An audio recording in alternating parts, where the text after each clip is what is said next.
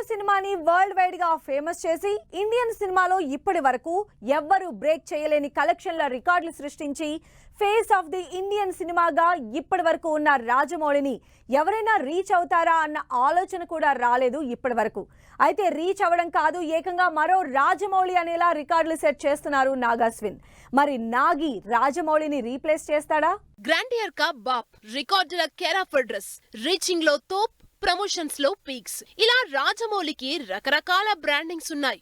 Indian సినిమాని global audience కి reach చేసి తెలుగు సినిమాకి పాన్ ఇండియా ఇమేజ్ తెచ్చిపెట్టిన రాజమౌళికి పోటీ రాబోతుందని ఇప్పటి వరకు ఎవ్వరూ అనుకోలేదు. కానీ ఆ టైం వచ్చిందంటున్నారు ఆడియన్స్.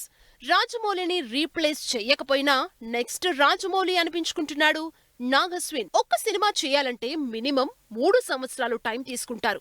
ఎక్కడెక్కడి నుంచో స్టార్ కాస్ట్ ని రిక్రూట్ చేస్తారు.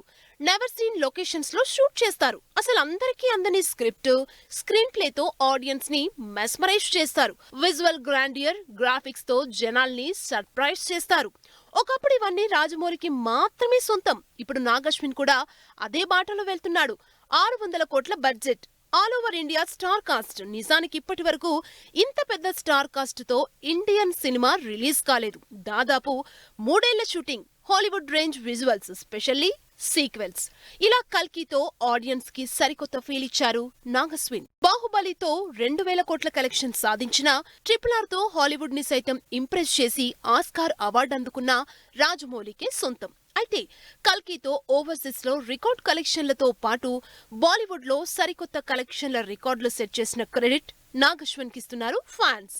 ప్రభాస్ తో బాహుబలి తీసి రాజమౌళి ఎన్ని రికార్డులు సెట్ చేశారో, అదే ప్రభాస్ తో కల్కి తీసి నాగశ్విన్ కూడా సరికొత్త రికార్డులను సెట్ చేస్తున్నారు.